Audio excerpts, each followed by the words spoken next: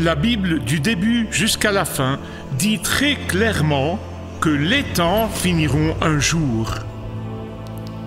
Jésus revient pour prendre son Église et il nous apprend comment vivre dans la certitude de son second avènement.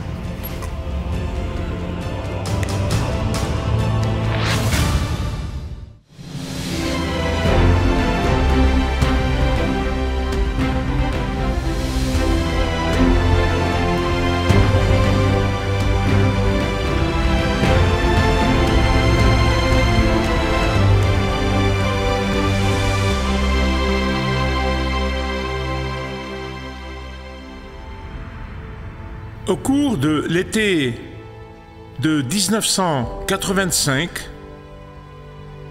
notre fils Joshua avait presque 7 ans. Nous étions alors en voyage à Londres, en Angleterre, où j'enseignais lors d'un symposium.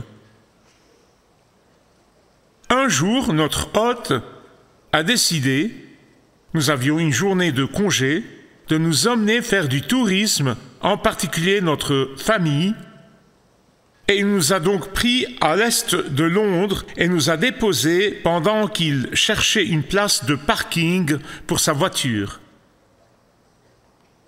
À cause de ma négligence, je tiens à souligner que c'est à cause de ma négligence, mon fils aîné s'est perdu dans la foule. Laissez-moi vous expliquer, certains d'entre vous ont peut-être déjà eu ça, mais je peux vous dire que le sentiment que vous ressentez à ce moment-là ne peut pas être expliqué avec des mots. Vous ne pouvez tout simplement pas l'expliquer. Votre bouche devient tellement sèche, comme si elle était remplie de sable. Vos genoux tremblent comme de la gelée, votre cœur bat comme une machine prête à exploser. Et vous courez comme un fou en disant « Avez-vous vu un garçon de 7 ans? Avez-vous vu un garçon de 7 ans ?» Le moins qu'on puisse dire, c'est l'une des expériences les plus dévastatrices. Surtout quand on réalise que l'on est responsable. Pendant tout ce temps, je me condamnais et je m'en voulais, je me disais que si j'avais simplement tenu sa main, si je m'étais accroché à lui, si je ne m'étais pas laissé distraire, si j'avais gardé un œil sur lui, tout en cherchant frénétiquement dans chaque café, dans chaque ruelle, en priant comme vous n'avez jamais prié auparavant. Heureusement, nous l'avons trouvé. Je ne veux pas m'éterniser, mais c'est évident que nous l'avons trouvé. Mais ces 12 à 15 minutes nous ont paru une éternité. Mais depuis ce jour de 1985 jusqu'à aujourd'hui, je ne peux jamais lire l'évangile de Luc, chapitre 15, sans revivre au moins une partie de cette expérience. Bien-aimés, chacun d'entre nous était perdu. Chacun d'entre nous est né perdu. Chacun d'entre nous s'est délibérément perdu, s'est égaré à un moment donné. Chacun d'entre nous s'est perdu bêtement. Nous nous sommes perdus. En fait, il y a peut-être quelqu'un dans cette salle aujourd'hui ou qui regarde n'importe où dans le monde qui est perdu maintenant et qui sait que Dieu vous tend la main, qu'il vous parle par l'intermédiaire d'un ami, qu'il vous parle par l'intermédiaire de membres de votre famille, d'une manière ou d'une autre, et sachez que vous êtes perdu et qu'il attend que vous veniez. Comprenez que le bon berger, Jésus, vous cherche. Le bon berger, Jésus, vous attend. Le bon berger, Jésus, est prêt à vous placer sur ses épaules. Dans Luc 15, ces deux paraboles ou illustrations sont suivies d'une histoire vraie que nous appelons le Fils prodigue. Cette histoire vraie est si importante qu'elle nous donnera 3 messages différents que nous allons développer.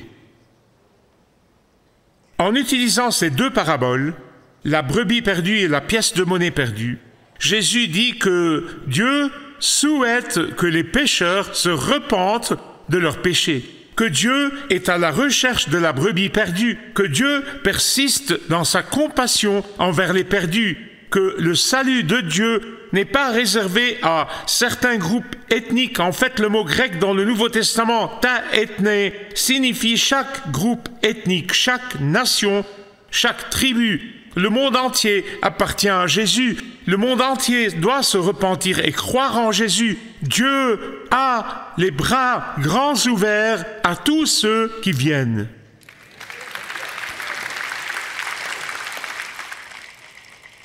Aujourd'hui, nous allons examiner de près la deuxième parabole.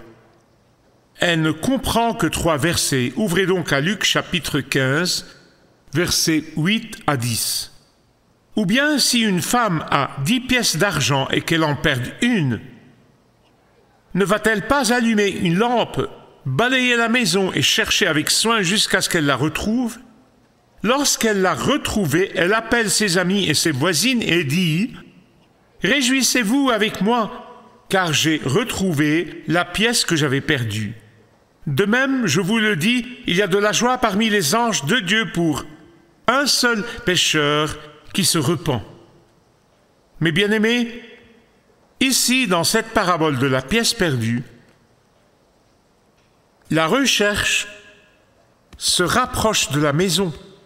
Elle se rapproche de la maison. La pièce n'a pas été perdue dans la forêt. La pièce n'a pas été perdue dans le désert. Elle n'a pas été perdue dans le pays lointain, elle a été perdue dans la maison.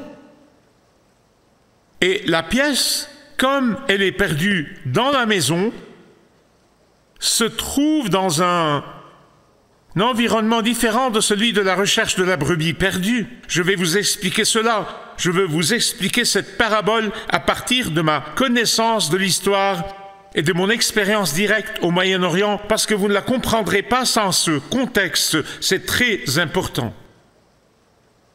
À l'époque de Jésus, les femmes portaient un bandeau sur le front, ici sur le front, appelé sémédi. Ceci est le plus similaire que j'ai pu trouver pour vous montrer à quoi ça ressemble. Maintenant, il y a 10 pièces de monnaie dans ce sémédi, dans ce bandeau qu'elle portait. 10 pièces. Je suppose que c'est de là que le score parfait est 10. Maintenant, ces pièces pouvaient être en or, en argent ou tout simplement en monnaie selon la richesse du futur époux et sa capacité à les offrir à sa fiancée. Maintenant, vous comprenez mieux pourquoi elle a paniqué quand l'une de ses pièces a disparu, quand l'une de ses pièces a été perdue.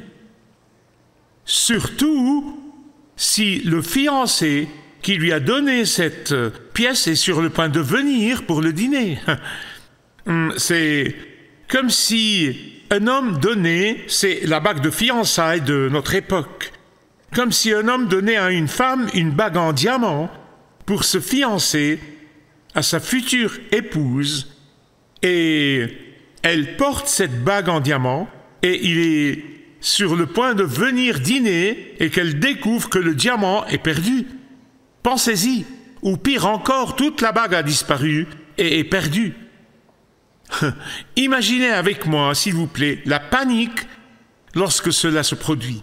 Imaginez l'angoisse, imaginez la consternation. Il sera là dans 30 minutes et je n'ai pas ma bague. Je ne trouve pas ma bague. Elle fouille frénétiquement dans toute la maison. Elle met la maison sens dessus, dessous. Elle peut même regarder dans l'évier de la cuisine, car c'est là que la plupart des bagues sont perdues.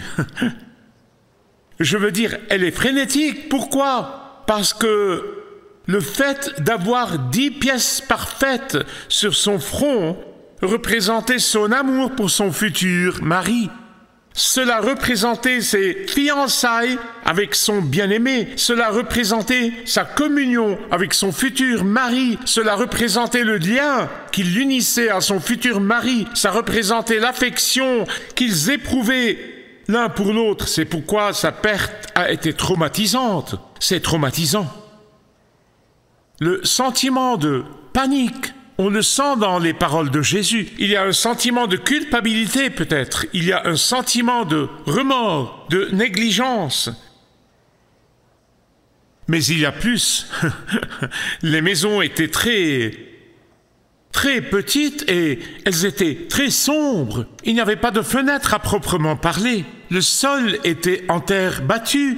Et il y avait tellement de coins et de fissures dans lesquelles la pièce pouvait se faufiler et tomber facilement. C'est pourquoi il fallait allumer une lampe, même à midi, peu importe, parce qu'il faisait si sombre. Et il fallait aussi balayer.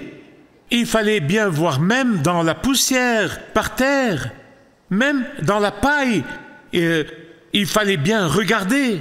Il est très important de repasser sur la même zone encore et de ne pas abandonner la recherche. C'est ainsi que l'aiguille proverbiale dans la botte de foin devient beaucoup plus facile à trouver.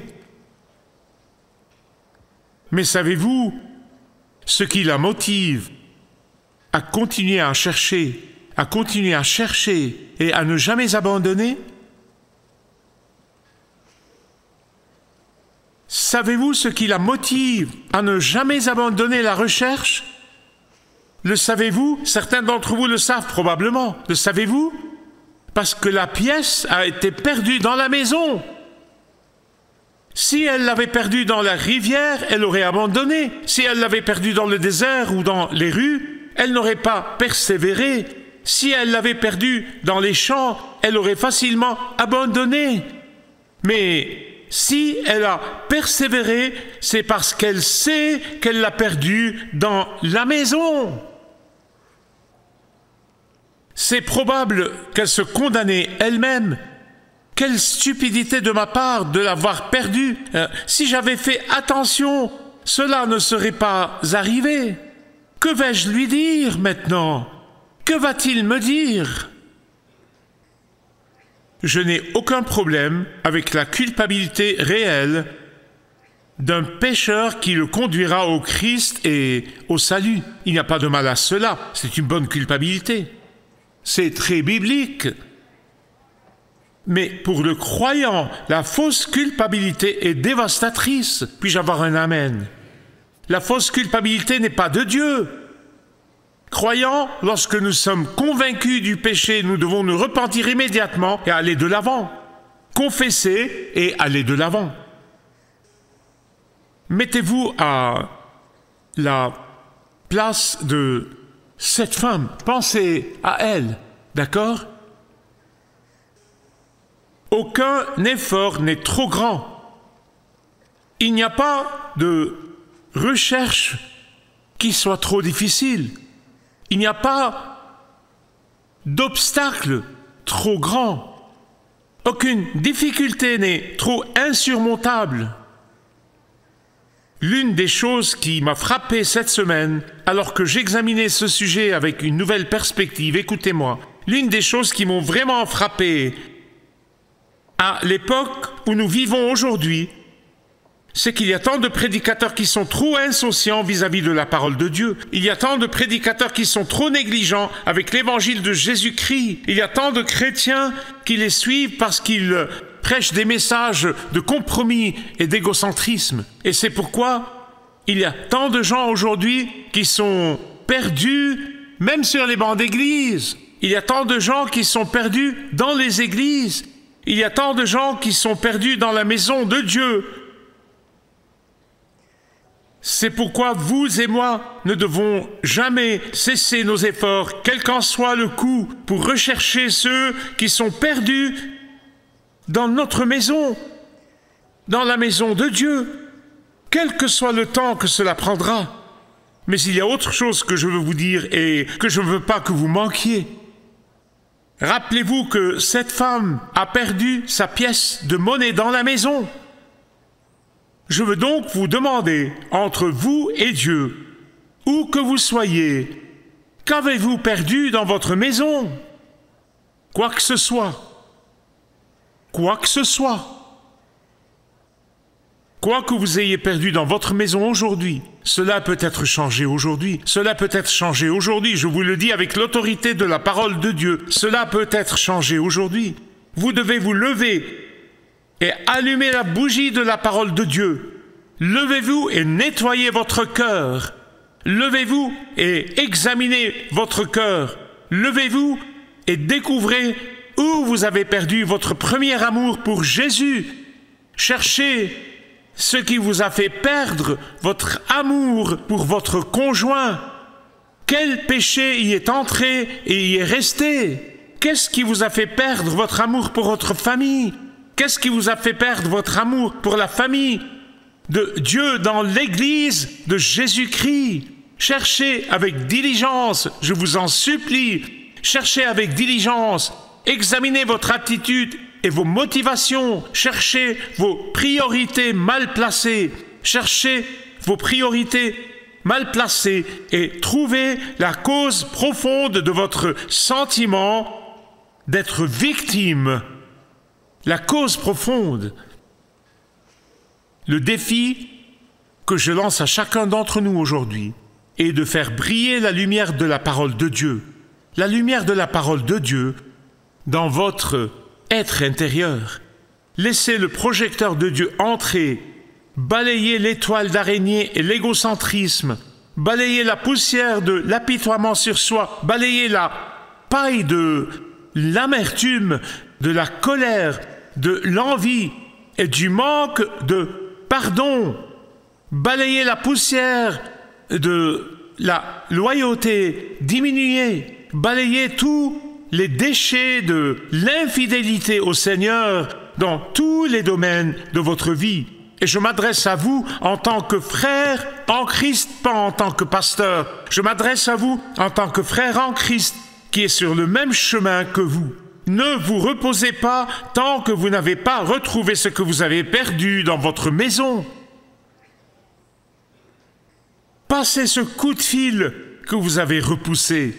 Faites cette visite douloureuse que vous redoutiez.